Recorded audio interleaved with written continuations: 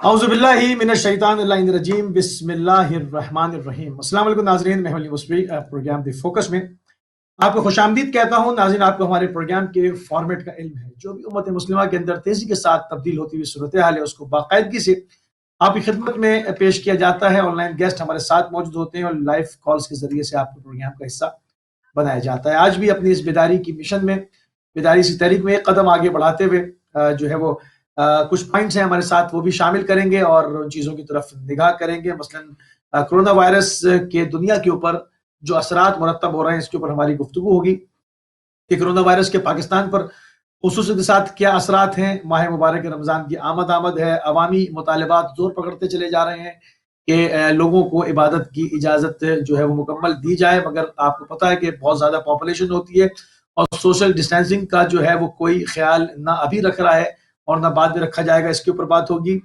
ہندوستان میں مسلمانوں کے خلاف جو ہے وہ مسلسل جو ہے وہ استعمال کر کے کہ جی تبلیغی جماعت کی وجہ سے وائرس آیا اور اس وجہ سے تشدد کو بھی ہوا دی جا رہی ہے۔ ہاسپٹلس کے اندر ان کے علاج معالجے میں بھی ان کو مشکل پیش آ رہی ہے اور ان تمام چیزوں کو لے کر ہندوستان میں بات ہو رہی ہے۔ مگر تاریخ میں پہلی مرتبہ جو ہے وہ عرب اپنے ہندوستانی مسلمانوں کے لیے آواز بلند ہوئی ہے کہ اگر یہ RSS کے ظلم و ستم کا سلسلہ جاری رہا تو پورے گلف سے جو ہے وہ ہندوستان کے شہریوں کی واپسی ممکن ہو جائے گی۔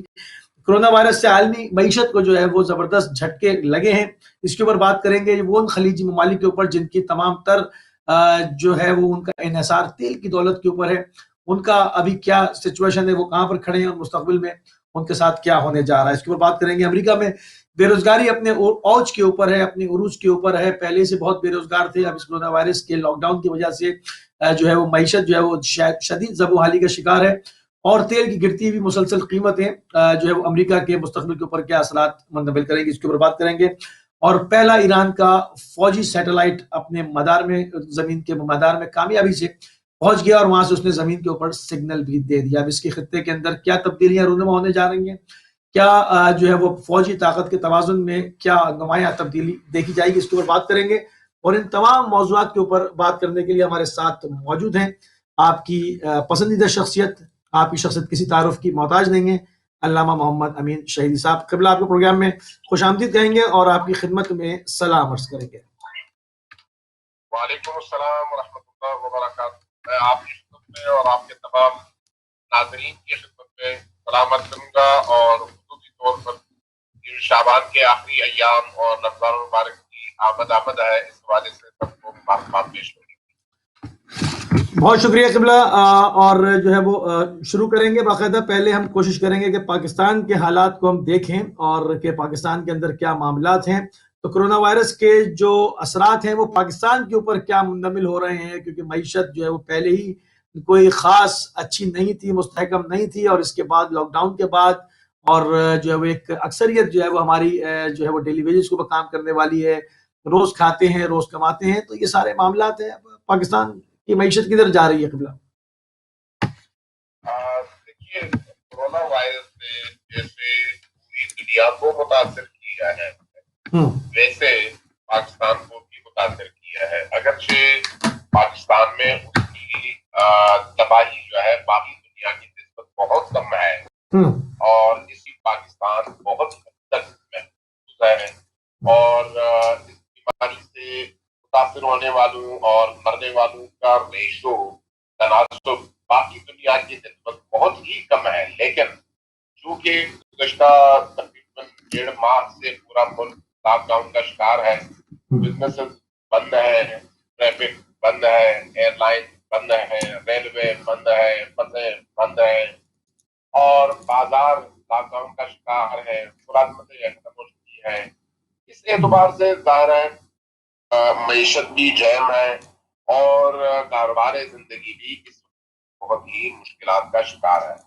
جب ایسی صورتحال پیدا ہوگی تو اس کا لامحالہ اثر ملک کی معیشت پر پڑے گا، جو کہ اس وقت جو ہے پوری دنیا کو نظر آ رہا ہے کہ پاکستان بھی اسی طرح سے اس لاک ڈاؤن کی وجہ سے اور بیماری کی وجہ سے معیشت کے معاملے میں، معیشت کے موضوع پر سخت حالات سے گزر رہا ہے، اور جہاں ملک گزر رہا ہے وہاں پر عوام بھی ان تمام تر اس سے گزر رہے ہیں، تو اس کا یقیناً اثر ریاست پر اور معیشت پر اور عام افراد کی عام زندگی پر بھی انتہائی کے سخت اثرات پڑے ہیں اور پڑ رہے ہیں، جو کہ ہم دیکھ رہے ہیں اس وقت. جی صحیح. اچھا قبلہ، جو ابھی ایک عوامی مطالبہ جو ہے وہ زور پکڑتا جا رہا ہے پاکستان کے اندر کہ جی نماز تراویح کا بھی مسئلہ ہے، رمضان میں مجموعی عبادتوں کا، کیونکہ اسلامی کنٹریز کے اندر اپنا ایک ماحول ہوا کرتا ہے اور یہ پہلی مرتبہ ہے کہ لاک ڈاؤن کی سچویشن سے پوری دنیا گزر رہی ہے، اس میں اسلامی ممالک بھی گزر رہے ہیں. لوگوں نے کبھی اس طرح کی سچویشن اپنی زندگیوں میں دیکھی نہیں ہے. بنیادی طور پر مسئلہ تو یہ ہے، بنیادی طور پر مسئلہ یہ ہے کہ اس کورونا کی وجہ سے چونکہ پوری دنیا اس وقت متاثر ہے، اس متاثر ہونے کی وجہ سے ظاہر ہے جہاں بزنس بند ہیں، جہاں پر بازار بند ہیں، وہیں پر اس کا اثر عبادت گاہوں پر بھی پڑا ہے، چاہے وہ مسلمانوں کی عبادت گاہیں ہوں یا غیر مسلموں کی مسجدیں ہوں یا امام بارگاہیں ہوں. لیکن چونکہ عمران خان کا اپنا ایک موقف رہا ہے کہ لاک ڈاؤن اس مسئلے کا آخری حل نہیں ہے اور لاک ڈاؤن سے مزید مشکلات پیدا ہوں گی، اس بنیاد پر جب انہوں نے زندگی کے 40 شعبوں کو ایک ریلیف کے طور پر کھولنے کی اجازت دی اور کام کرنے کی اجازت دی، تو وہیں پر علماء اکرام سے مشورے کے بعد ان کو مسجدیں کھولنے کی بھی اجازت ملی. لیکن مسجدوں کے کھولنے کے ساتھ ساتھ ظاہر ہے اس کے لیے ایک ایس او پی بھی بنایا گیا کہ اس ایس او پی کے تحت مسجدیں کھولی جائیں. تو اب آگے دیکھنا یہ ہے کہ اس ایس او پی پر عمل ہوتا ہے یا نہیں ہوتا. اگر ہوتا ہے پھر تو الحمدللہ بہت اچھی بات ہے، لیکن اگر ایس او پی پر عمل درآمد نہ ہونے کے نتیجے میں اس بیماری کے اثرات پھیلنے شروع ہوئے اور بیماری لوگوں کو متاثر کرنا شروع کر گئی، تو اس صورت میں یقیناً پھر گورنمنٹ کو بھی اپنے فیصلے پر نظر ثانی کرنی پڑے گی اور ان علاقوں کو بند کرنا پڑے گا جہاں پر یہ بیماری تیزی سے پھیل رہی ہے. تو اس اعتبار سے بہرحال انہوں نے ایک چانس لیا ہے گورنمنٹ نے، اور علماء کرام نے بھی ایک چانس لیا ہے. اب یہ ڈپینڈ کرتا ہے کہ مجموعی طور پر گورنمنٹ کس حد تک اس ایس او پی کو نافذ کرنے میں کامیاب ہوتی ہے، اور اسی طرح سے مساجد کے ائمہ اور انتظامی افراد جو مساجد کی انتظامی کمیٹیوں پر مشتمل لوگ ہیں، یہ کس حد تک اس ایس او پی کو عملی جامہ پہنا پاتے ہیں. اگر وہ عملی جامہ پہنانے میں کامیاب ہو گئے تو پھر میرا خیال ہے یہ ایک اچھا اور کامیاب تجربہ ہوگا، ورنہ پھر جو ہے اس کے خطرات بہت زیادہ ہیں. ان خطرات سے بچنا عقل کا تقاضا ہے، لہٰذا گورنمنٹ بھی مجھے یقین ہے کہ اس میں پھر نظر ثانی کرے گی اور علماء کرام کو بھی اس پر کوئی اعتراض نہیں ہوگا. نہیں، ابھی جو ہے اس کو ہینڈل کس طرح کریں گے، کیونکہ سوشل ڈسٹینسنگ کا پاکستان کے اندر کوئی خاص تصور ہے نہیں.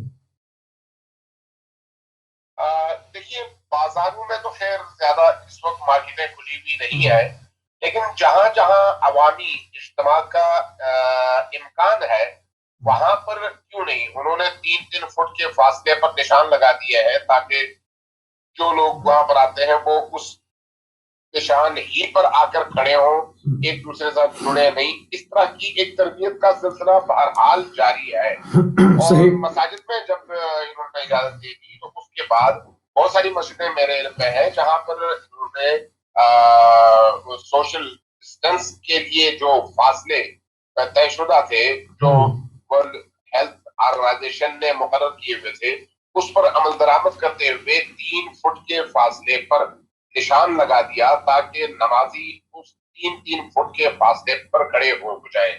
لہٰذا اس طرح سے کوشش تو ہو رہی ہے کہ سوشل ڈسٹینسنگ کا جو ان کی طرف سے ریکمنڈیشن ہے اس کی، تو اس پر عمل درآمد کیا جائے. اب آیا پورے پاکستان میں یہ ممکن ہے، یہ خود ایک سوال ہے، اور چونکہ سارا پاکستان تو میڈیا نہیں دیتا اور پاکستان کی 70% آبادی جو ہے وہ دیہاتوں میں رہتی ہے، تو اس حوالے سے ظاہر ہے اس طرح کی مشکلات ہوں گی، لیکن شہروں میں کم از کم اس پر عمل درآمد کے لیے سنجیدگی نظر آ رہی ہے. لیکن بہرحال ہمیں دیکھنا ہوگا کہ آنے والے دنوں میں اس کے کیا اثرات نکلتے ہیں۔ صحیح، کیونکہ دیکھیں شہروں میں جہاں پر عبادت گاہیں بڑی ہیں وہاں تو پھر بھی آپ ایک 3 فٹ کا فاصلہ رکھ لیں گے، مگر بعض چھوٹے علاقوں میں ایون شہروں کے ہی اندر بعض جگہوں پر بہت زیادہ کنجسٹڈ جہاں پر آبادیاں ہیں وہاں مسجدیں بھی چھوٹی ہیں، ایک ایک کمرے کی بعض جگہوں پر جو ہے وہ مساجد ہیں، وہاں پر کس طرح سے 3 فٹ کا فاصلہ ہوگا، یہ چیز جو ہے وہ معاملے کو کہیں خراب نہ کر دے۔ یقیناً ایسا تو ہو نہیں سکا کہ ہر جگہ اس پر 100% عمل ہو، یہ آسی ہے۔ گورنمنٹ نے جب ایک فیصلہ کر دیا ہے تو اس کے ریزلٹس ہمیں دیکھنے ہوں گے کہ ریزلٹس کیا نکلتے ہیں۔ بہرحال اگر چونکہ یہ بھی ایک حقیقت ہے کہ پورے پاکستان کے اندر 22 کروڑ کی آبادی میں اس وقت جو آفیشل تعداد سامنے آئی ہے وہ تقریباً 10,000 مریضوں کی ہے۔ اچھا 22 کروڑ میں 10,000 مانا نہیں رکھا، بہت کم ہے، لیکن اس کا امکان ہے کہ آنے والے دنوں میں یہ تعداد بہت زیادہ آگے بڑھ جائے، اس کا امکان ہے۔ تو اسی لیے کوشش تو یہ ہو رہی ہے کہ جن جن علاقوں میں مساجد ہیں اور لوگ آتے ہیں وہاں پر ان اصولوں کا حد الامکان خیال رکھا جائے۔ تو اب پریکٹیکل دیکھنا پڑے گا۔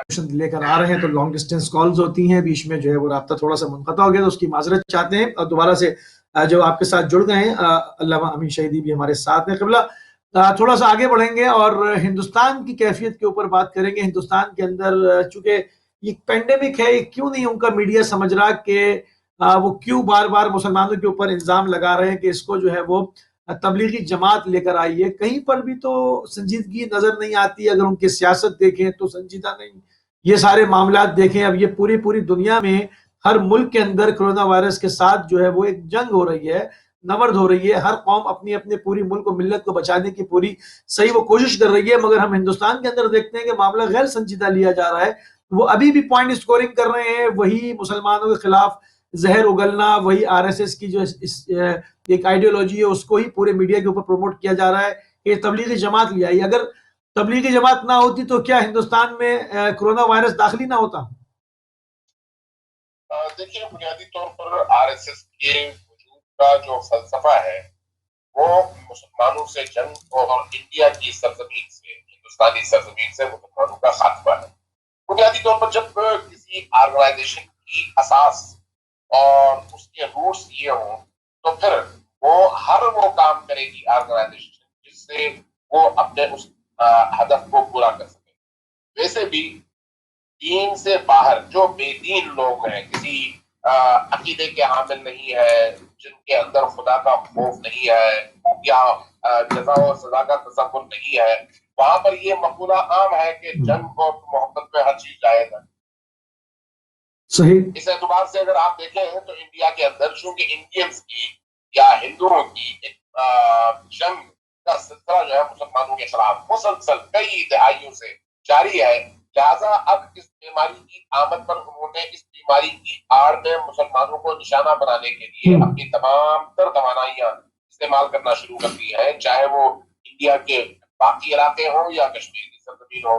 لہٰذا آپ ہندوؤں سے اور خصوصی طور پر RSS سے کبھی بھی یہ توقع نہ رکھیں۔ RSS کہا جائے تو زیادہ بہتر ہے کیونکہ ہم کسی کے مذہب پہ حملہ نہیں کریں گے، RSS کہا جائے خاص ایک شدت پسند۔ درست ہے، بالکل درست ہے۔ آپ کی بات کو میں قبول کرتا ہوں کہ RSS کی جو بنیاد ہے اس بنیاد کو سامنے رکھتے ہوئے آپ کو یہ توقع ہونی چاہیے یہ کتے کی دم کی طرح سے ایک آرگنائزیشن ہے جس کو آپ 100 سال پتھر کے نیچے سیدھا کر کے رکھیں، پتھر ہٹائیں دوبارہ وہ ٹیڑھی ہی نظر آئے گی۔ اس لیے RSS سے آپ کو یہ توقع نہیں ہونی چاہیے کہ وہ کبھی بھی مسلمانوں کے حوالے سے مثبت کوئی رویہ اپنائیں یا کوئی پازیٹیو انداز میں آگے بڑھیں۔ لہٰذا انہوں نے اگر اس وقت کورونا وائرس کی اس فضا میں مسلمانوں کو نشانہ بنانا شروع کر دیا ہے تو یہ ان کی آرگنائزیشن کا اپنا ہدف بھی ہے اور ان کا کہنا چاہیے ان کے عقیدے یا ان کی آئیڈیالوجی کی بنیاد بھی ہے، لہٰذا وہ یہ کام کر رہے ہیں۔ اب ہمارا کام بنتا ہے کہ ہم جن فورمز پہ ممکن ہے وہاں پر ہم اپنے مسلمان بھائیوں کی مظلومیت میں ان کا ساتھ بھی دیں اور RSS کے مطلوع چہرے سے نقاب الٹے بھی، تاکہ ان کو یہ توفیق نہ ہو کہ وہ ہمیشہ مسلمانوں کو نشانہ بنائیں اور مسلمان جو ہے اس جبر کی فضا میں، تکلیف کی فضا میں زندگی بسر کریں۔ صحیح۔ اچھا، ایک چیز اور دیکھنے میں آئی ہے، یہ پہلی مرتبہ تاریخ میں ہوا ہے کہ عرب ممالک سے، عرب اقوام میں ایک کیمپین اٹھی ہے کہ جی ہم نے یہاں پر لاکھوں نوکریاں دی ہوئی ہیں اور ہندوستان کے شہریوں کو، یہ کماتے بھی یہیں سے ہیں، کھاتے بھی یہیں سے ہیں، اور واپس جا کر جو ہے وہ اسلام دشمنی کرتے ہیں، مسلمانوں پہ حملے کرتے ہیں۔ تو ان کے فیس بک کے جو پیجز تھے جس پر انہوں نے مسلمان ہراسی کا اور اسلام دشمنی کے ثبوت دیے تھے، کچھ ایسی پوسٹیں تھی، ان کے اسکرین شاٹ لے کر ان کے مالکان کو جہاں پر وہ نوکریاں کرتے ہیں ان کو بھیجا جا رہا ہے۔ ٹویٹر پہ بھی یہی کام ہو رہا ہے، فیس بک کے ساتھ بھی یہی کام ہو رہا ہے۔ اس سے جو ہے وہ کافی لوگوں نے، صارفین نے اپنے پیجز ڈر کے مارے وہاں بند کر دیے گئے، اور ایک کیمپین عرب اقوام کے اندر ہمیں نظر آتی ہے کہ وہ کہہ رہے ہیں کہ اگر RSS نے اپنا ہاتھ نہ روکا اور اپنی روش تبدیل نہ کی تو پورے عرب ممالک سے ہندوستان کے شہریوں کی واپسی شروع ہو جائے گی۔ اس حوالے سے کیا کہتے ہیں آپ؟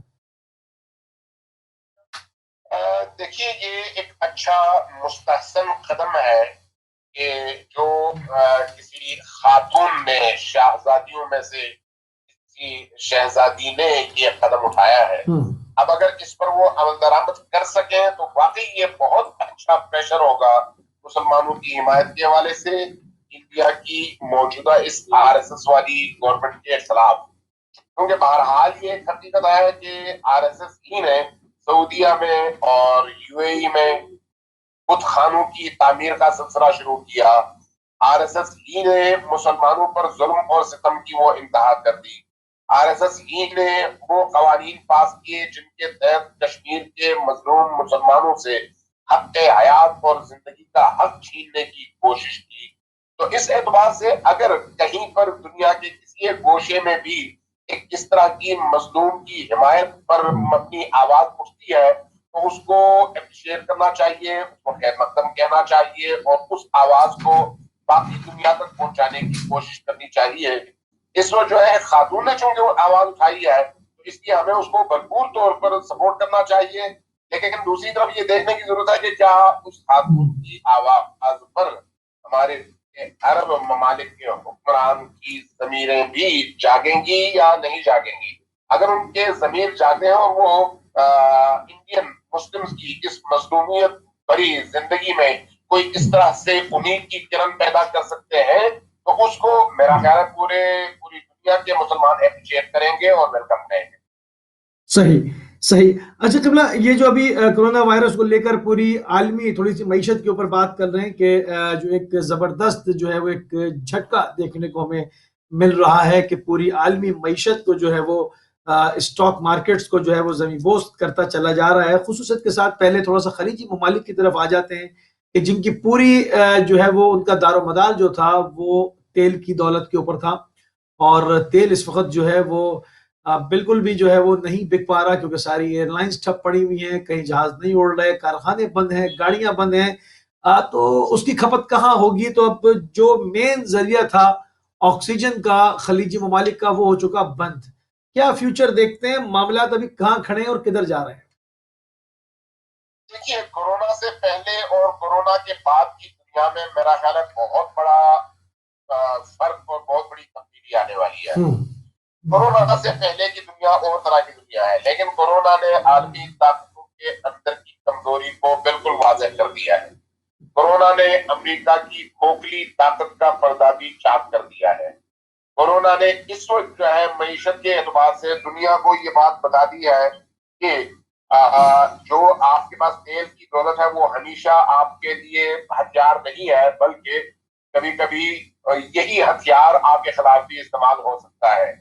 جن ممالک کا سارا معیشت کا دار و مدار صرف تیل پر تھا، ان ممالک کا تو فاتحہ پڑھا جا رہا ہے اس وقت۔ اس میں امریکہ کے اندر جو گزشتہ دنوں تیل کے حوالے سے جو صورتحال پیدا ہوئی وہ آپ کے سامنے ہے۔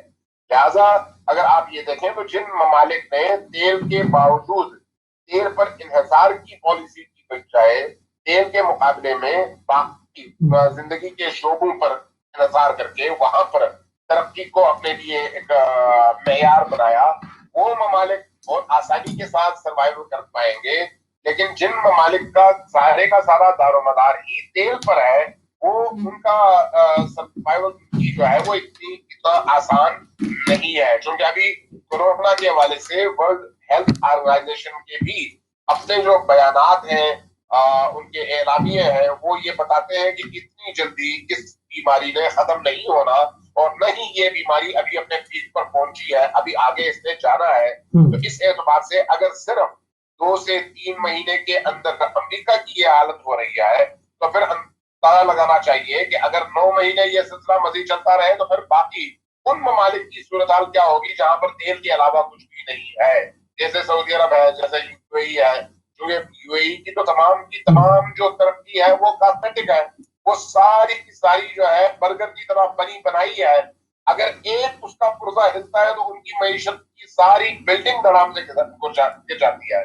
لہٰذا ان چیزوں کو سامنے رکھتے ہوئے مستقبل میں تیل پر انحصار کرنے والے ممالک کا جو حال ہوگا وہ بڑا ہی بھیانک نظر آتا ہے. صحیح. ابھی کیا سچویشن ہے؟ کہا جا رہا ہے کہ تقریباً 150 شہزادے جو ہیں وہ کورونا کا شکار ہو چکے ہیں.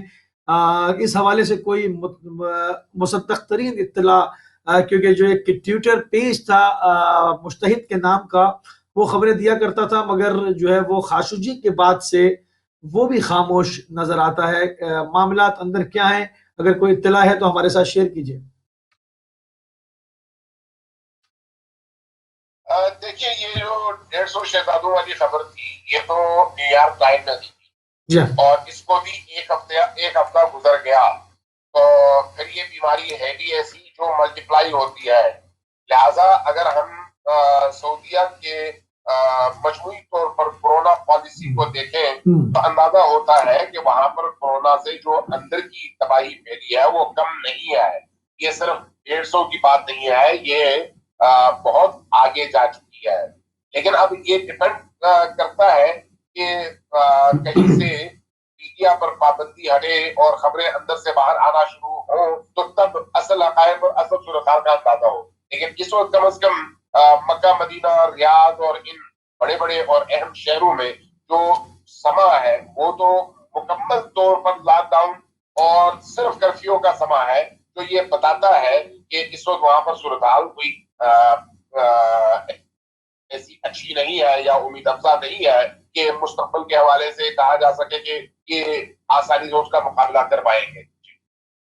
اچھا نہیں, وہ تو اپنی جگہ پر چیز صحیح ہے. اس کی ہم مختلف جو ہے وہ پہلوؤں کو ون بائی ون اگر ڈسکس کریں تو زیادہ بہتر ہوگا. مثلا سب سے پہلے ہم آ جاتے ہیں کہ جو کرونا کی آڑ میں وہاں پر ایک فوجی بغاوت اندر ہو رہی ہے جس کو چھپایا جا رہا ہے اور شدت کے ساتھ کرفیو نافذ کیے جا رہے ہیں تاکہ نہ لوگ باہر نکلیں گے, نہ انٹریکشن ہوگی, نہ خبر وہاں سے باہر جائے گی, اور لوگ اپنا ظاہری بات ہے انٹرنیٹ یوز کرتے ہوئے ڈرتے ہیں وہاں کہ اس کا جو ہے وہ ٹریس ہو جائے گا. تو یہ تو تمام چیزیں ہیں کہ اس کے لیے یہ بڑا اس کے پس پردہ معاملات کیا ہے. خبر یہ بھی آئی کہ خانہ کعبہ سے ایک دوسری پیرلل حکومت کا اعلان ہونا تھا جس کے بعد جو ہے وہ کرفیو سخت کرتے چلا گیا اور اتنی زیادہ نقل و حرکت, فوجی نقل و حرکت پہلی مرتبہ جو ہے وہ دیکھی گئی, جو کہ کبھی فوجی کو کے اندر تو نظر آتی ہے مگر اس طرح سے کرونا وائرس کے خلاف یہ بات کچھ ہضم نہیں ہو رہی. قبلہ کیا کہیں گے؟ دیکھیے مجموعی طور پر سعودی شاہی خاندان کا ماضی کا جو بیہیویئر رہا ہے وہ موجودہ بیہیویئر سے بہت مختلف ہے. میں نے ان کے درمیان خود شہزادوں کے درمیان بڑے چھوٹے کا احترام رواداری ہوتی قائم تھی, لیکن بن سلمان کے آنے کے بعد اس نے جس طرح سے باقی تمام شہزادوں کا ناطقہ بند کر دیا, جیسے اس نے اہم شہزادوں کو گرفتار کیا, پھر ان کو لاک اپ میں رکھ کر ہوٹل کے کمروں میں قید کر کے ان سے اربوں ڈالر نکلوائے اور اس کے بعد پھر اپنی بادشاہت کے لیے راہ ہموار کرنے کی غرض سے بہت سارے لوگوں کو جیلوں میں ڈلوایا. اس کی اگر اس مجموعی بیہیویئر کو دیکھا جائے تو پھر یہ کوئی بعید نہیں ہے کہ وہ اس سے بڑے بڑے اقدامات بھی کر سکتا ہے. اور کورونا تو ظاہر ہے ایک بیماری ضرور ہے, لیکن اس موقع سے فائدہ اٹھاتے ہوئے ہر ایسی طاقت, ہر ایسے فرد اور ہر ایسے گروہ کا سر کچلنے کا اچھا موقع اس کو مل سکتا ہے جس کے ذریعے سے وہ اپنی حکومت کی راہیں ہموار کر سکے. ویسے بھی اس کے والد کے بارے میں کہا یہی جاتا ہے کہ اس کو جو ہے اس کا حافظہ کام نہیں کرتا، وہ اس کا بدن تو زندہ ہے لیکن اس کا ذہن زندہ نہیں ہے. ایسی صورت میں پریکٹیکلی بادشاہت کے تمام امور ہیں تو بن سلمان ہی کے ہاتھ میں، لہذا وہ جب شہزادی کی حیثیت سے تمام کام کر رہا ہے تو اس کے اندر کی خواہش تو یہ ہے کہ اس کو بادشاہ بھی کہا جائے، تو اس کے لیے وہ ہر قدم اٹھانے کو تیار ہوگا. لیکن اس حوالے سے اس کو جو سب سے بڑی سپورٹ اس بارے میں چاہیے ہوگی وہ مغربی دنیا ہے، خصوصاً امریکہ ہے. اسی لیے ہم دیکھتے ہیں کہ انٹرنیشنل معاملات میں بن سلمان نے وہ کچھ کیا جو باقی بادشاہ کرتے ہوئے گھبراتے تھے، کتراتے تھے یا ہزار بار سوچتے تھے، تاکہ اس کی بادشاہت آئندہ آنے والی جو ہے وہ مستحکم ہو سکے. اس اعتبار سے آپ نے دیکھا ہوگا کہ ٹرمپ نے اس کے بڑے بڑے وہ جرائم جس کو دنیا معاف نہیں کرتی ان جرائم سے بھی چشم پوشی کر لی تاکہ اس کو مستقبل کے بادشاہ کے طور پر دیکھ بھی سکے اور امریکہ سعودیہ کی آئندہ آنے والی بادشاہت سے بھرپور طور پر فائدہ اٹھا لی سکے. اچھا، یہاں پر ایک چیز اور ہے، بالکل ٹھیک ہے آپ کے، میں معذرت چاہتا ہوں، آپ کے گفتگو کے تسلسل کو توڑنا نہیں چاہتا ہوں. وہ چاہتے ہیں کہ اس کو بادشاہ بنائیں کیونکہ یہ کم عمر ہے اور ایک لمبی مدت کے لیے ان کو ایک سائڈ سے سکون ہو جائے. تو پھر انہوں نے ان کے چچا کو جو کہ آخری اولاد ہیں عبدالعزیز کی، ان کو کیوں مغربی حمایت حاصل تھی اور کہا تھا کہ آپ جائیں تو آپ کی پوری حفاظت کی ذمہ داری ہماری ہے، اور آتے ہی ان کو محمد بن سلمان نے اریسٹ کر لیا. تو یہ معاملات یہاں پر تھوڑا سا ٹکرا رہے ہیں. دیکھیے امریکی اپنے مفادات کے تابع ہے، وہ کسی کی دوستی کسی کی دشمنی نہیں، وہ کسی کی دوستی بھی ان کے مفاد کے تابع ہے، دشمنی بھی مفاد کے تابع ہے.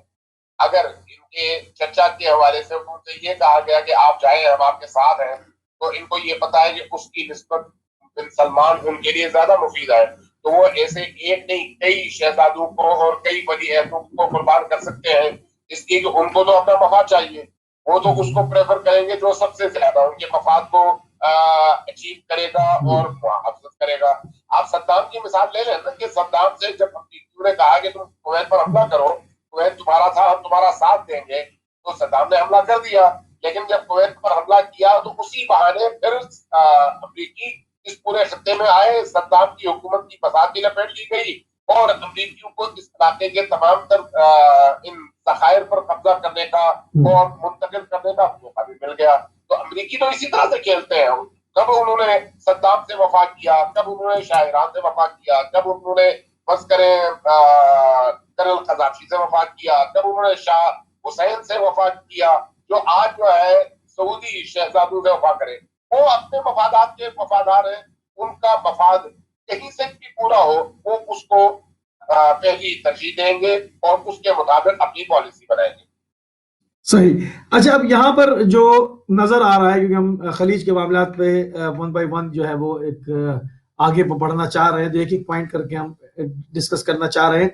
یہاں پر ہمیں آل سعود ختم ہو کر آل سلمان کا اجرا نظر آ رہا ہے کہ یہاں پر دو ہی صورتیں ہو سکتی ہیں، یا تو پرنس محمد بن سلمان جو ہیں وہ ایز اے کنگ نہیں بن پائیں گے اگر آل سعود بچتی ہے، اور اگر یہ بچتے ہیں تو آل سعود کا خاتمہ یقینی ہے کہ وہ ان کے ذریعے سے یا تو بعض لوگ بھاگ جائیں گے یا جو مزاحمت کریں گے وہ ان کے ہاتھوں سے مارے جائیں گے، کیونکہ یہ ایک ایسے شخصیت ہیں کہ جن سے ان کی اپنی جو ہے وہ ماں کو بھی انہوں نے قید کیا اور جو ہے وہ ان کے اوپر بھی رحم نہیں کیا. اس حوالے سے آپ کیا کہتے ہیں کہ آل سعود کے بعد آل سلمان کو دیکھتے ہیں آپ؟ دیکھیے میں تو یہ سمجھتا ہوں کہ قرآن کریم نے ہمیں یہ بتایا ہے کہ ظلم کی رسی مختصر ہوتی ہے. ظالم چاہے جتنا بڑا ہو، چاہے فرعون ہی کیوں نہ بنے، اس کو ڈوبنا ہے، ختم ہونا ہے اور حق اور عدل کی حکمرانی قائم ہونی ہے، مظلوم کو اس کا حق ملتا ہے. آج اگر فرعون نہیں ہے تو کل بن سلمان بھی نہیں ہوگا. اگر فرائنہ کو، نمرودوں کو اللہ نے تباہ کیا ہے تو بن سلمان اور اس طرح کے لوگ اس کھاتے میں ہیں. لہٰذا اس چیز کو سامنے رکھیں جو قرآن کہتا ہے وَمَكَرُوا وَمَكَرَ اللَّهُ وَاللَّهُ خَيْرُ الْمَاكِرِينَ. یہ لوگ اپنی دنیاوی طاقت کی بنیاد پر جتنا بھی اترائیں اور جتنی بھی کوششیں کریں، جتنا بھی ظلم کریں، وہ ظلم ایک وقت تک ٹھیک ہے لیکن آئندہ آنے والا مستقبل ان کا نہیں ہے. آج آپ امریکیوں کے اس اقتدار کو، ان کے ہیبت کو، ان کی طاقت کو ٹوٹتا ہوا اپنی آنکھوں سے دیکھ رہے ہیں.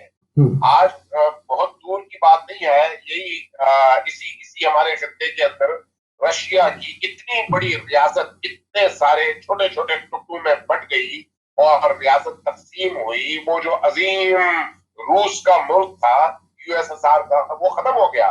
تو اس کا مطلب یہ ہے کہ امریکیوں کا بھی زوال ہونے والا ہے، اس کا مطلب یہ ہے کہ برٹن کا بھی زوال ہونے والا ہے، اس کا مطلب ہے کہ سعودیوں کا بھی زوال ہونے والا ہے. اور ان تمام طاغوتی طاقتوں اور ظالم حکومتوں کا زوال یہ اللہ کا وعدہ بھی ہے اور اللہ کی سنت بھی ہے. اس کائنات میں جو سنت چل رہی ہے، جو ترتیب چل رہی ہے نظام کائنات میں، یہ اس سے مستثنا نہیں ہے اور اس سے باہر نہیں ہے. اس لیے ہمیں اس حوالے سے پریشان نہیں ہونا چاہیے. رہبر معظم نے بھی فرمایا تھا کہ اسرائیل اگلے 25 سال میں جو ہے قائم رہے تو پھر شاید کچھ بات، لیکن یہ خود ہمیں بتاتی ہے بہت ساری چیز.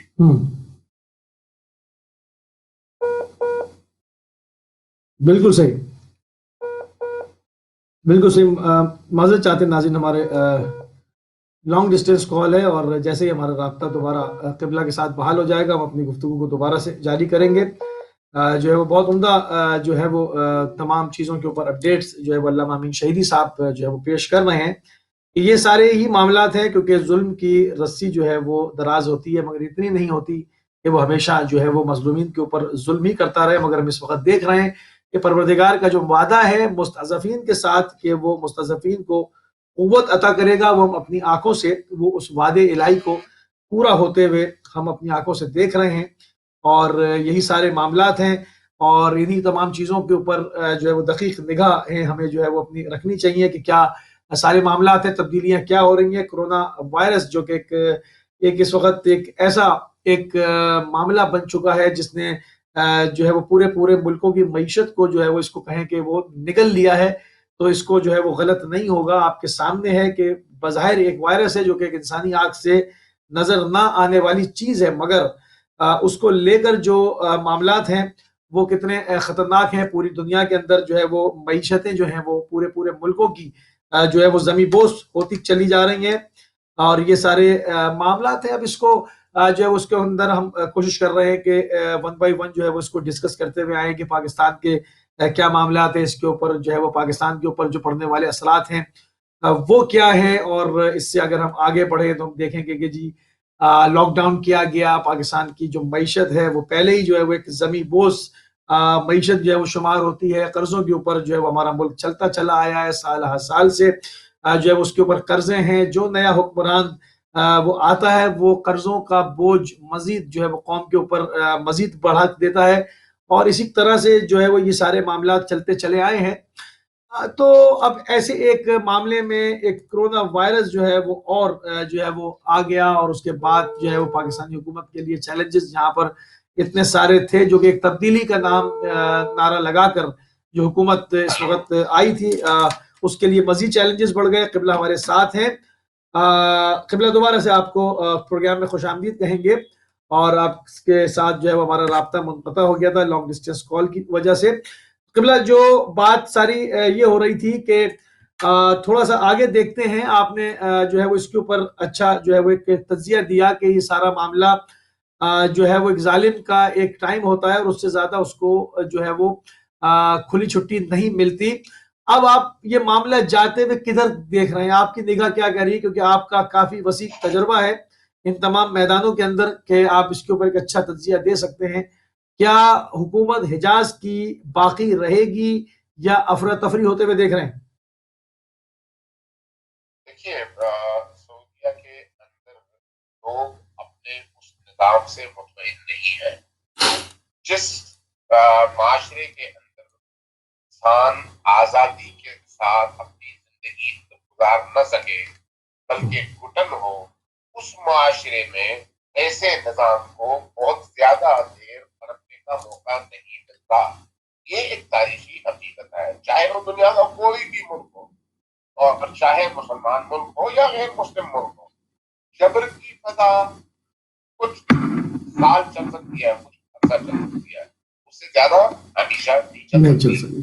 तो फिर दूसरी तरफ आप ये देखते हैं कि वहां पर आजादी के बयान पर पाबंदी है, मीडिया पर पाबंदी है, लोग बात नहीं कर सकते, अपने हक का मुतालबा नहीं कर सकते, हत्ता शहजादे भी मुंह खोल नहीं सकते आम आवाम की बातों को। जब शहजादे भी मुंह खोल नहीं सकते तो ऐसी फजा में आप क्या समझते हैं कि ये जो जबर का निजाम है ज्यादा देर कायम रह सकता है? मुमकिन नहीं है। जब मुमकिन नहीं है तो फिर आपको मुतमिन होना चाहिए कि जितनी उन्होंने उम्र गुजार ली है बहुत है, उसके बाद उनके सवाल का टाइम आने वाला है। और खुसूसन इस कोरोना की वबा के बाद जो हम इस वक्त तेल की सूरत देख रहे हैं और इनका सारा दारोमदार पैसे पर है, पैसा ही ना हो तो फिर उनकी हर चीज बंद हो जाती है। लिहाजा आने वाले वक्त में जो सूरत हाल वहां की हो सकती है वो सूरत हाल हमें बताती है कि नहीं, ये बहुत ज्यादा देर जबर के इस माहौल में शहनशाही इस निजाम को कायम नहीं रख पाएंगे, बल्कि इसका सवाल और इसका खात्मा होगा। और सिर्फ इसका खात्मा नहीं होगा बल्कि अमरीकी साम्राज्य उस निजाम का भी खात्मा होगा जो पूरी दुनिया को अपने ताबूती शिकंजे में जकड़े हुए है और उसकी वजह से इंसान मिलने से इंसान जुल्म की चक्की तले पिस रहा है, चाहे वो दुनिया की किसी भी खित्ते का इंसान हो। लिहाजा मैं समझता हूँ कि सिर्फ ये सऊदियों का मसला नहीं है, बल्कि जहां जहां जुल्म का निजाम होगा उसको खत्म होना है और खत्म होकर रहेगा इंशाअल्लाह। सही। अच्छा किबला, क्या इसको हम ये ना कहें कि जो ऐनुल असद के ऊपर जो है वो सिपाही पासदार का एक शदीद तरीन वार था जो उन्होंने उसके ऊपर ज़रबतें वारिद की ऐनुल असद के ऊपर, जिसको पेशरफ्ता अमरीकी अड्डा कहा जाता था, जिसको ये कहा जाता था कि ये पूरे खित्ते के अंदर जो है वो सबसे ज्यादा जदीद है, यहाँ पर जो है ये डिफेंस सिस्टम सबसे ज्यादा मजबूत है, यहाँ पर हमला जो है वो नहीं हो सकता, उसके ऊपर हमला हुआ। क्या एक कॉलर को भी मैं शामिल कर लूँ, उसके बाद आपकी तरफ आता हूँ। सलाम अलैकुम व रहमतुल्लाह। नकवी साहब बिस्मिल्लाह, खुशामदीद। जल्दी आ गया। बात ये है कि मैं 2 सवाल करूंगा, छोटे छोटे, कोई लंबी बात नहीं करनी आज। बिस्मिल्लाह साहब, एक तो ये बताएं कि शरीयत में दरबारी मौलवी का या हुकूमत की गोद में बैठने वाले मौलवियों का शरीयत में क्या मकाम है और शरीयत उसको कहाँ तक पसंद करती है, एक तो ये बता दें।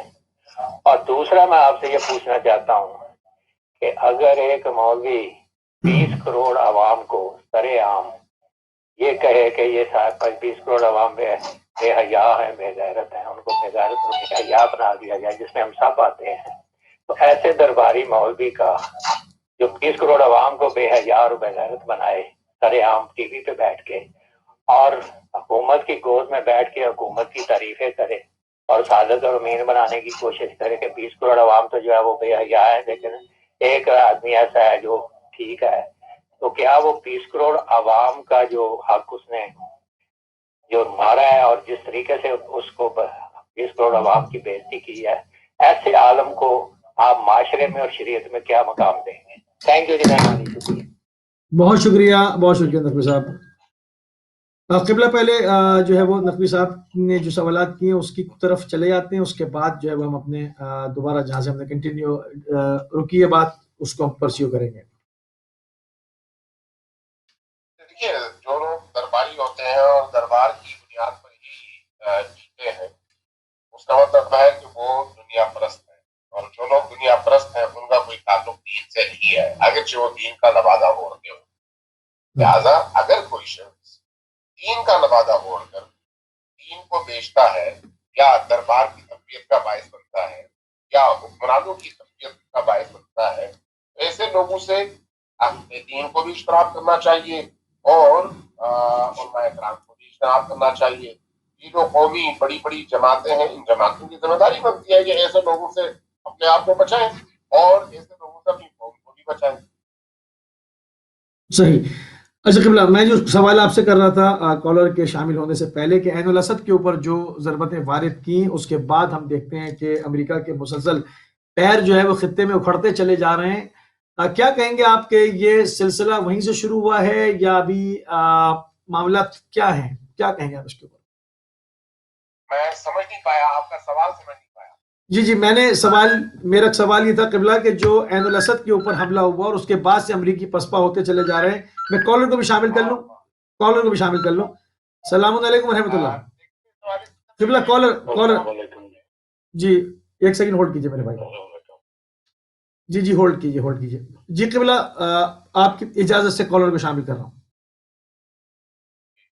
السلام علیکم ورحمۃ اللہ. وعلیکم السلام. کیا حال ہے بھائی؟ جی جناب ارشد بھائی بسم اللہ فرمائیے. سر دو کوشچن ہے.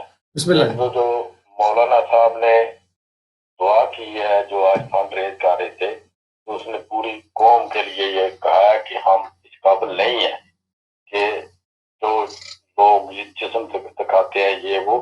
انہوں نے کوئی برے لفاظ میں نہیں کہی. انہوں نے کہا کہ ہمیں دیکھنا چاہیے کہ جو پاکستان اللہ کے نام پہ بنا، جو ہم مسلمان کہتے ہیں، ہم اس سمت پہ نہیں چلے.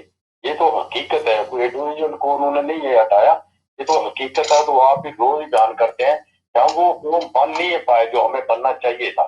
اس میں تو کوئی انہوں نے غلط نہیں کہا. اگر کوئی اختلاف ہوگا تو زیادہ بات ہے، مگر واقعی تر کیا ہم مسلمان قوم بن پائے ہیں آج تک جب تک پاکستان بنے؟ نہیں بن پائے ہیں. یہ لمحہ فکری ہے، اس پہ مولانا صاحب تبصرہ کریں کہ واقعی اگر تو قوم بن پائے ہیں، تو اگر کسی مولانا نے کسی بھی فرقے کا ہو، اگر کسی نے پھر قوم کو گالی دی جیسا کہ ہو، پھر تو وہ بجایا اس کے خلاف. مگر اگر ہم خود ہی نہیں قوم بن پائے، جیسے انہوں نے بولا ہے کہ جھوٹ نہیں بولنا چاہیے، خیانت نہیں کرنی چاہیے، کہ پاکستان کو کس سمت پہ آج تک ہم دے کے کیے ہیں. آپ ہی تو ہمیشہ ہی کہتے ہیں کہ ہم واقعی قوم نہیں بن پائے، تو قصور ہمارا ہے. یہ نہیں کہ ایک آدمی کا. ٹھیک ہے ہمیں یہ سوچو بہت شکریہ چوہے صاحب، بہت شکریہ. جی ان کے جواب کو بھی بیچ میں لے کر آ جائیں گے. قبلہ ہماری آپ سے جو بات ہو رہی تھی اس میں ہم نے آپ کی خدمت میں یہ عرض کر رہے تھے کہ جو عین الاسد کے اوپر حملہ ہوا اس کے بعد امریکی پسپائی دیکھنے میں آ رہی ہے. قبلہ آپ کی اجازت سے کالر اور شامل کرتے ہیں. السلام علیکم ورحمۃ اللہ. السلام علیکم ورحمۃ اللہ. جی السلام علیکم ورحمۃ اللہ.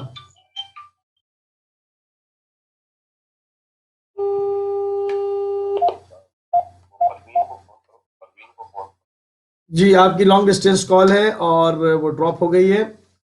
آپ دوبارہ سے شامل ہو سکتے ہیں، ہم آپ کو دوبارہ سے جو ہے وہ شامل کریں گے. السلام علیکم ورحمۃ اللہ. وعلیکم السلام موسی بھائی. السلام مدد. جی مولا علی مدد صاحب بسم اللہ جی، خوش آمدید. ماشاء اللہ. بس 2 منٹ میں آپ جلدی ایک بات کر کے اجازت چاہوں گا. قبلہ صاحب کو بھی میرا السلام علیکم اور یا علیہ السلام مدد. میں شاید سی بات کروں گا موسی بھائی کہ آپ کا جو ٹاپک ہے نا کہ دنیا پہ یہ کرونا کے بعد اثرات کیا ہوں گے، تو اثرات آپ کے سامنے ہیں موسی بھائی. کوئی اتفاق کرے یا نہ کرے، سرمایہ داری نظام جو ہے نا، جو سرمایہ دار ہیں وہ آپ ہو جائیں گے، غریب اور مڈل طبقہ پسا جائے گا جیسے پس رہا ہے اور پستا رہے گا. ایک بات میں آپ کو بتا دوں، ساری دنیا کے اندر سرمایہ داری نظام جہاں بھی ہے، جہاں پوری دنیا کے اندر سرمایہ دار مضبوط ہوگا اور غریب کی جو ہے نا وہ قدر کاٹی جائے گی. اور قبلہ صاحب سے گزارش یہ ہے کہ ریاست پاکستان کے اندر جو حالات جا رہے ہیں اس کے حوالے سے گفتگو فرمائیے گا. لیکن یہ جو داعش کی تو بات کرتے ہیں، لیکن جو لوگ ریاست کے اندر بیٹھ کے ریاست کی مخالفت کی بات کرتے ہیں، ان لوگوں کے بارے میں کیا کہا جائے گا؟ اگر کوئی حق کی بات کرتا ہے، کوئی بھی ہو، میرا کسی سے کوئی ذاتی اختلاف نہیں ہے، چاہے وہ جس مرضی تنظیم سے ہو یا جس مرضی فقہ سے ہو، ٹھیک ہے، لیکن جب وہ حق کی بات کرتا ہے تو یہ سرمایہ دار اس کو اٹھا کے لے جاتے ہیں اور قتل کر دیتے ہیں. ایک اور موسی بھائی آپ سے بات پوچھنی تھی، اگر یہ ٹروت ہے تو تھوڑی سی گفتگو فرمائیے گا. میرے پاس تو جو نیوز آئی تھی عراق کے حوالے سے کہ کچھ داعش کے لوگ جو ہے نا داخل ہوئے، اگر یہ سچ ہے تو یہ کہاں سے آئے اور کیا ارادہ تھا؟ یہ ٹروت ہے رپورٹ؟ اگر ثبوت ٹروت ہے تو آپ مجھے میری رہنمائی کیجیے گا. خدا حافظ. دھیان رکھتا ہوں. بہت شکریہ. پروگرام سے تھوڑی دیر قبل میں نے بھی خبر دیکھی اور تصویریں بھی دیکھی، مگر بالکل ایسے ہی ایک خبر 2 مہینے پہلے بھی آئی تھی کہ 200 لوگ کربلا کی جانب آ رہے تھے داعش کے، جو گرفتار کر لی گئے. تو ابھی 100% نہیں کہا جا سکتا کہ یہ نئی خبر ہے یا پرانی خبر کو ایڈٹ کر کے پیش کیا گیا ہے. قبلہ بڑی معذرت چاہتا ہوں. پھر ایک کالر ہمارے ساتھ ان کو بھی شامل کرتے ہیں. السلام علیکم ورحمۃ اللہ. السلام علیکم ورحمۃ اللہ.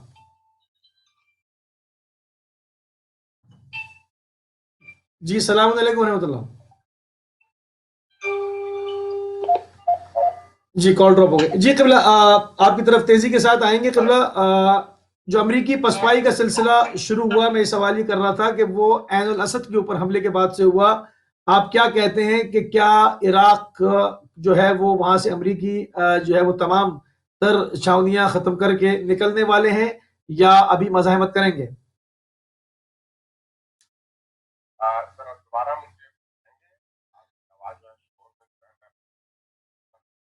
جی جی جی جی میں دوبارہ عرض کر دیتا ہوں. میں کہہ رہا ہوں کہ عین الاسد کے اوپر حملے کے بعد سے جو ہے وہ پسپائی شروع ہوئی، اور اب جو ہے وہ پانی کا جو ان کا جہاز ہے، جو بڑا ان کا ایک 7 فلیٹ ہے، اس کے اوپر بھی کرونا وائرس نے حملہ کیا ہے اور وہاں پر بھی فوجی بیمار ہو گئے.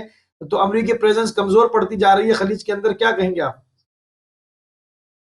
دیکھیے اس کے دو پہلو ہیں اس موضوع کے. ایک پہلو ہے عراق کے اندر اور ایک پہلو ہے خلیج فارس. عراق کے اندر کا جہاں تک تعلق ہے، امریکہ کا وہاں پر موجود ہونا اس وقت جو ہے تمام تر بین الاقوامی قوانین کے خلاف ہے.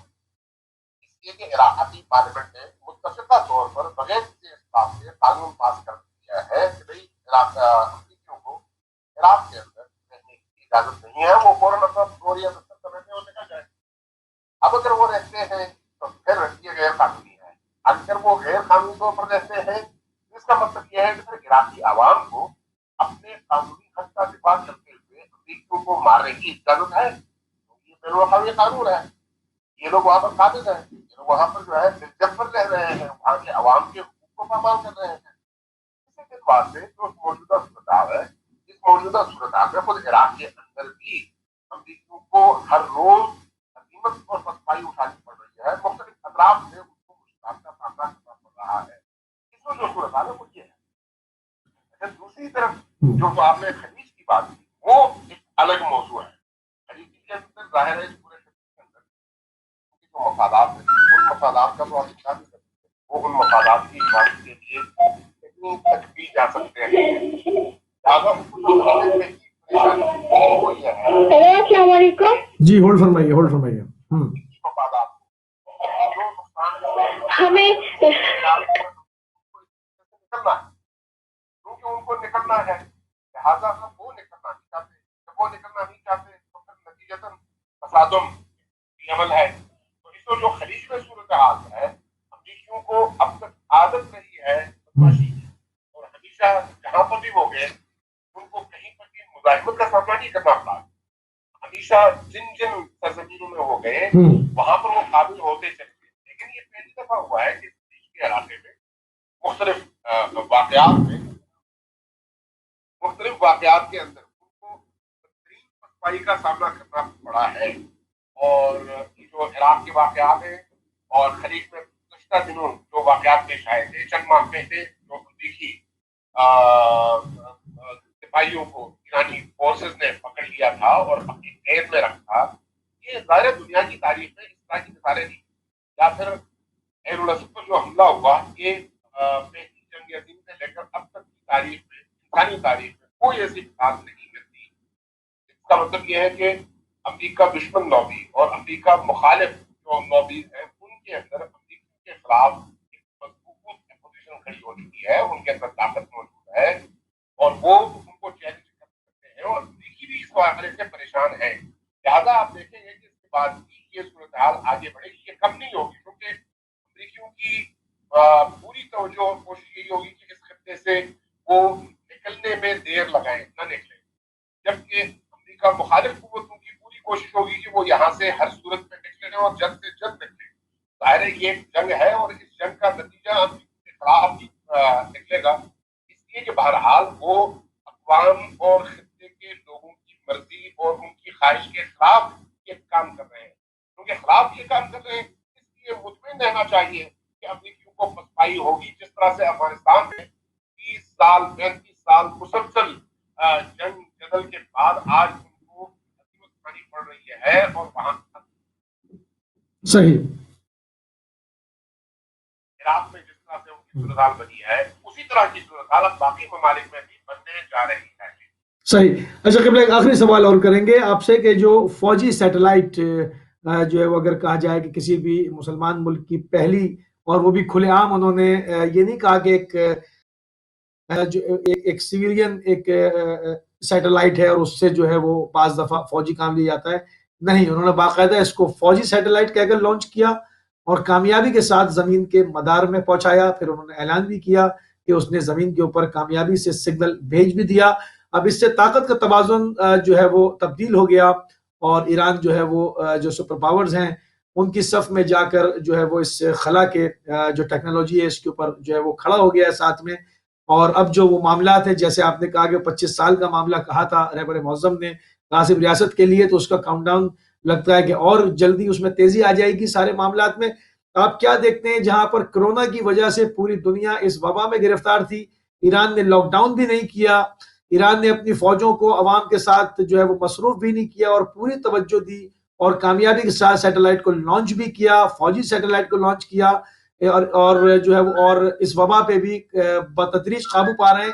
آپ کیا کہیں گے کہ اس وقت معاملات طاقت کا توازن کتنا تبدیل ہو گیا؟ دیکھیے، ہمیں تھوڑا سا اس حوالے سے پوری دنیا کے اندر موجود مسائل اور ان مسائل تھوڑا سا ہولڈ فرمائیے، ہولڈ فرمائیے، مطالعہ کرنے کی ضرورت ہے. تو جو کورونا وبا ہے، وبا سے ہولڈ کیجیے. دنیا میں جو ملک سپر پاور کہلاتا ہے وہ سب سے زیادہ متاثر ہے. 7 لاکھ سے زیادہ لوگ وہاں پر متاثر ہیں اور مرنے والوں کی تعداد ہزاروں میں ہے اور جو موت اور زندگی کی کشمکش میں ہیں ان کی تعداد ہزاروں میں ہے. جی ہولڈ فرمائیے، ہولڈ فرمائیے. اسٹیٹ کے اسٹیٹ بند ہوتے چلے جا رہے ہیں جب دنیا کی تمام تر فیسلٹیز ان کے پاس موجود تھی، دنیا کی میڈیکل سائنس کی تمام فیسلٹیز ان کے پاس موجود تھی، تمام وسائل موجود تھے. اس کے باوجود افریقہ کے ایک چھوٹے سے 3 لاکھ کی آبادی پر مشتمل ملک کو جب کسی نے 25 یا 30 وینٹیلیٹر دیے اس پر بھی امریکیوں نے شمع خون مارا اور وہ چھین لیا اسی طرح سے جس طرح سے تحریک قذافی کام کرتے ہیں. امریکیوں نے اس دفعہ یہ ثابت کیا ہے کہ وہ جدید لباس میں اور متمدن دنیا میں وہی تحریک قذاف ہے جو پہلے زمانے میں پہلی رستوں میں لوگوں کی تاب میں بیٹھے ہوتے تھے. اسی طرح سے جرمنی نے جو ماسک وغیرہ خریدے ہوئے تھے وہ انہوں نے واپس سمندر میں جا کے ہولڈ فرمائیے. جرمن چانسلر نے کیا. جی ہولڈ فرمائیے. امریکیوں کی تہذیب، ان کا تمدن، ان کی سائنس، ان کی ترقی سب کچھ اس کورونا وبا کے نتیجے میں دنیا کے سامنے آ چکی ہے. اس کے مقابلے میں اگر آپ دیکھیں ابھی آپ چونکہ ایرانی سیٹلائٹ کی بات کر رہے ہیں، ایران پر اس وقت جو ہے پوری دنیا کی طرف سے لاک ڈاؤن ہے. 40 سالوں سے یہ کام جاری ہے. کوئی چیز باہر سے امپورٹ وہ نہیں کر سکتے. حتیٰ ہیلتھ کے حوالے سے بھی کوئی چیز کو امپورٹ کرنے کا حق نہیں رکھتے. کورونا وبا کی وجہ سے انہوں نے اقوام عالم سے، یو این سے، دیگر آزاد ممالک سے ریکویسٹ کی کہ بھائی اس کورونا سے مقابلے کے لیے جن چیزوں کی ضرورت ہے ان کو امپورٹ کرنے کی اجازت دی جائے. لیکن کیونکہ امریکہ بیٹھا ہوا ہے یو این میں، اس نے اس کو ویٹو کیا، اجازت نہیں دی اور ایران کے باوجود اس وقت کورونا وبا پر اور وائرس پر قابو پانے والے ممالک میں سر فہرست ہے. جبکہ اس کے مقابلے میں فرانس ناکام ہے، برطانیہ ناکام ہے، امریکہ ناکام ہے، اٹلی بری طرح سے ناکام ہے. دیگر بہت سارے ممالک ایسے ہیں جو جدید اور متمدن دنیا کہلاتے ہیں لیکن پوری طرح سے ناکام ہے. اگر کیجویلٹیز دیکھتے ہیں یہاں پر تو آپ کو ان کی نسبت بہت کم نظر آئے گی. ٹھیک ہونے والوں کی تعداد اگر آپ امریکہ اور باقی یورپی ریاستوں کے مقابلے میں دیکھیں تو کئی گنا زیادہ نظر آئے گی. مطلب یہ ہے کہ جب کوئی قوم اپنے پاؤں پر کھڑے ہونا سیکھ جاتی ہے تو وہ پھر ہیلتھ کی دنیا میں بھی اور ٹیکنالوجی کی دنیا میں بھی، فوجی دنیا میں بھی اور دفاعی میدانوں میں بھی وہ پھر ثابت کرتی ہے کہ ہم کھڑے ہیں. یہی وجہ ہے کہ اس کو جو انہوں نے سیٹلائٹ بھیجا ہے اور اعلانیہ بھیجا ہے کہ یہ فوجی سیٹلائٹ ہے اور زمین کے مدار پر ہے اور اس کے ذریعے سے ہم اب پوری دنیا پہ نظر رکھیں گے، تو یہ ان کی بہت بڑی کامیابی ہے.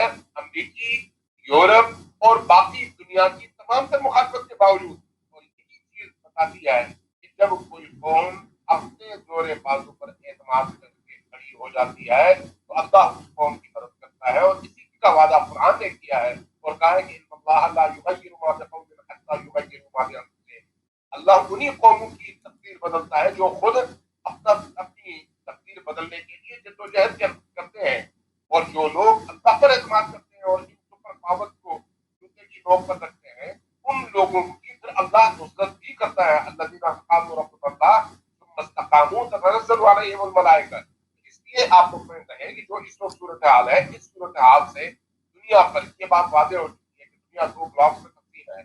ایک طرف حق پرست ہے، موحد ہے، اللہ پر ایمان رکھنے والے ہیں، اور دوسری طرف عصر جدید کے وہ تمام فرعون ہیں، لیکن فرعونوں کی شکست بھی نظر آ رہی ہے اور ان کمزوروں کی فتح اور ان کا غلبہ بھی نظر آ رہا ہے، اور یہ صدی ان مظلوموں کے غلبے کی صدی ہے اور مستقرین اور طاغوتوں کی نابودی کی صدی ہے، اور انشاءاللہ تعالیٰ اس کے مظاہر کورونا سے پہلے بھی نظر آئے تھے، کورونا کے دوران بھی نظر آ رہے ہیں، اور آنے والے وقت میں زیادہ واضح طور پر انشاءاللہ تعالیٰ مغربی طاغوت اور اس کے مظالم کی نابودی اور بربادی کا ہم مشاہدہ کریں گے انشاءاللہ۔ قبلہ بہت شکر گزار ہیں، بہت مشکور ہیں، بہت ممنون ہیں، آپ نے قیمتی ٹائم اہل بیت ٹی وی کو دیا، بہت شکریہ، جزاک اللہ قبلہ، السلام۔ بہت بہت شکریہ آپ کو اور آپ کے تمام ناظرین کا شکریہ، بہت بہت السلام۔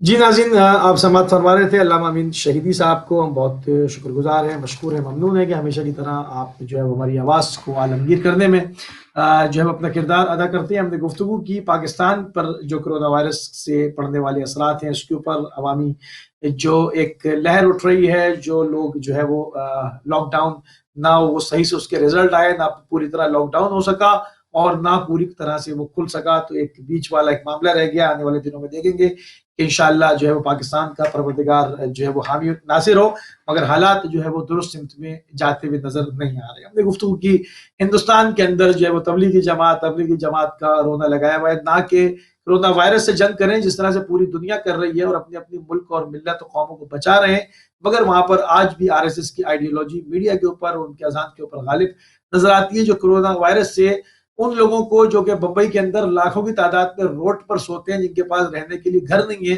ان کے لیے تو آج تک کچھ سوچا نہیں، مگر وہ ابھی بھی جو ہے وہ کسی طور سے جو ہے وہ مسلم دشمنی سے ہاتھ اٹھانے کو تیار نہیں ہے۔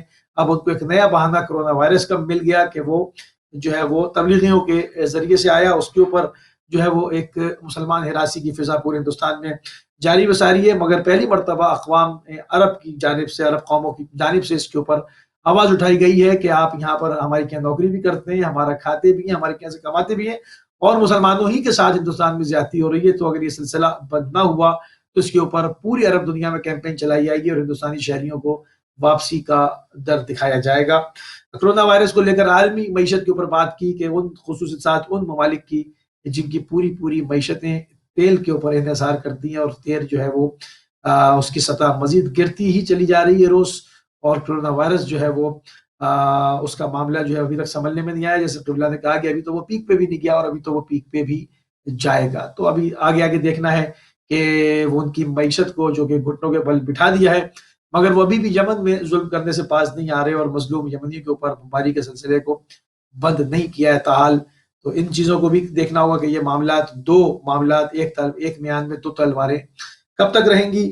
پھر امریکہ کی معاملات ان کے بے روزگاری عروج کے اوپر ہے، اور جس طرح سے انہوں نے قبلہ نے کہا کہ روس کے ٹکڑے ہوئے، اس طرح سے امریکہ کے اندر بھی جو ہے وہ ہلچل نظر آتی ہے۔ آنے والے دنوں میں اس کو بھی آپ کی خدمت میں اپڈیٹ کریں گے۔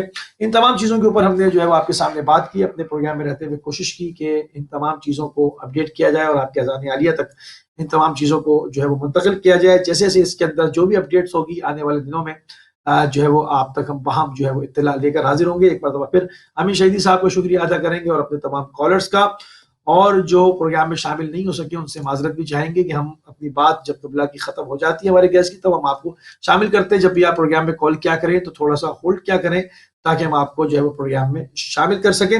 بہرحال ہمارے پروگرام کا وقت جو ہے وہ ختم ہو گیا۔ ہماری آپ کی ملاقات کل UK ٹائم سے 4 بجے ہوگی، اور اس سے پہلے آج رات کو 9 بجے علامہ عباس عابدی صاحب کے ساتھ استقبال ماہ مبارک رمضان کے پروگرام میں ہوگی۔